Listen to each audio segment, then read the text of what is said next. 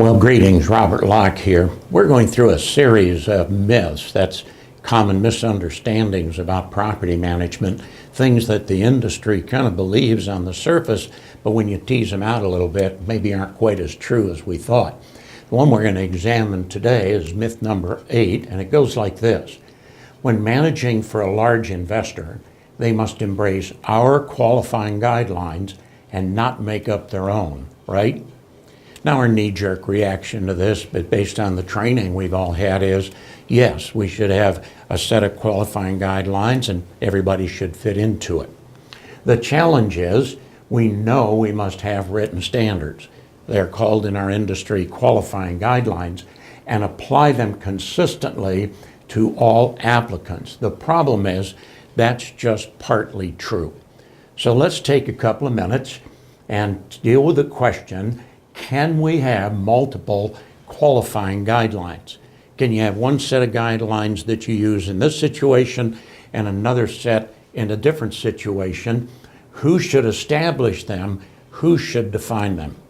So we're going to take a couple of minutes after about a 5-second break, and we're going to kind of unpack this and see what's really true. Don't go anywhere.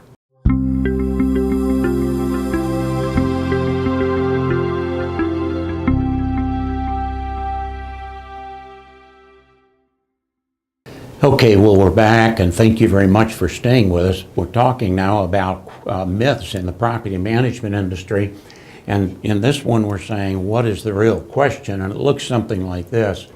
Can you have different qualifying guidelines for different slices of your market? Now, most of us have had training that says you have one set of guidelines and you must apply it to everybody consistently, objectively, across the board all the time. And we're kind of teasing that out because that's not really quite true. So let's move the conversation forward a little bit. You basically have your normal marketplace. Your model, and my model was North Atlanta home, single family, $1,300 a month. But the minute we had a house that was out of that model, maybe it was in town or it was further out that had $900 a month rent, we had another set of guidelines to apply to that application. Many real estate and many property managers do this because they have another slice of their business called subsidized housing. In the Atlanta area, we have managers that manage standalone properties where the people have to qualify under a set of guidelines, but then they also manage Section 8 housing, which means they have a different set of guidelines for those applicants. They don't worry too much about income or about credit. It's really based on a certification of some kind from the housing facility, the Georgia housing facility, that says that they'll promise to pay their rent if we rent to them. So in most management companies, there are already two models and two sets of qualifying guidelines. Literally, in many companies around the nation, you can have a set of qualifying guidelines for rent under $1,000 a month. You can have another set for rent from $1,000 to $2,000. Then you can have a set of rent of $2,000 and up. It is not uncommon, certain parts of the country, to say we use these qualifying guidelines for rent over $3,000. We have another set of guidelines for rents between $1,000 and $3,000, and another set for under $1,000, and another set for subsidized housing. So we're teasing out this question, can an investor group come to you and have their own set of qualifying guidelines, or do they have to fit into yours? So let's keep teasing this out a little bit. Another one, each owner can establish the guidelines for their own property. Now, literally, and this is absurd, nobody would want to do this, but literally each owner, because they own particular property, could say, here are the qualifying guidelines that I want to use. That would drive us all crazy. It would drive me crazy trying to use every owner's different guidelines. So for the smaller investors, we would insist that they accept our qualifying standards. But if a large group comes in and says our bankroll people, our capital market group has funded us and they've set up these guidelines, and if they're different than yours, you don't have to force them into yours. You can create another set of guidelines because they should offer what they would drive you crazy if you tried to set one up for each owner in the system. But that is not required. You have to have standard qualifying guidelines. So the conclusion is this: small owners should adapt and fit into your guidelines. I'm not suggesting in any way that you have the owner set their own guidelines. It's not what I'm suggesting. I'm saying for individual homeowners, they need to accept your guidelines. On the other hand, large investors can establish their own guidelines, and you should be the one to drive that process. You should be the one, for instance, to make sure that they are not violating qualifying standards that are covered by HUD that you and I know would be illegal standards for qualifying applicants. So the real requirements are that you have standards in writing. Number two, that you have a set of standards for each category. So we can have the large investor, we can have a subsidized housing group, and then we can have our normal market.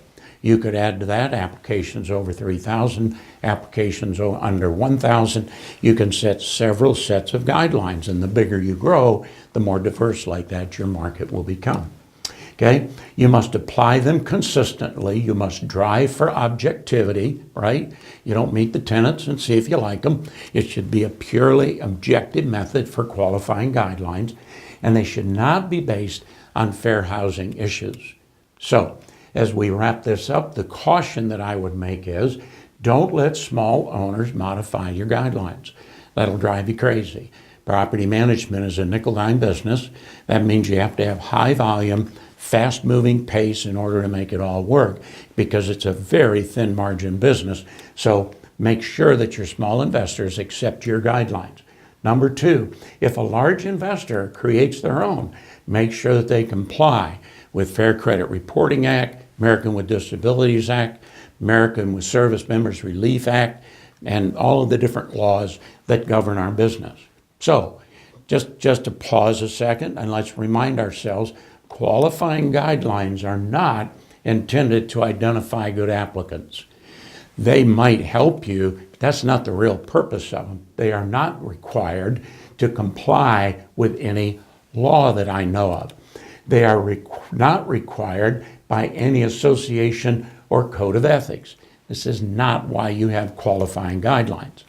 Qualifying guidelines are they're designed to help you avoid using the wrong criteria for approving and denying applicants, and they're designed to prepare you in your defense when you're charged with a fair housing violation.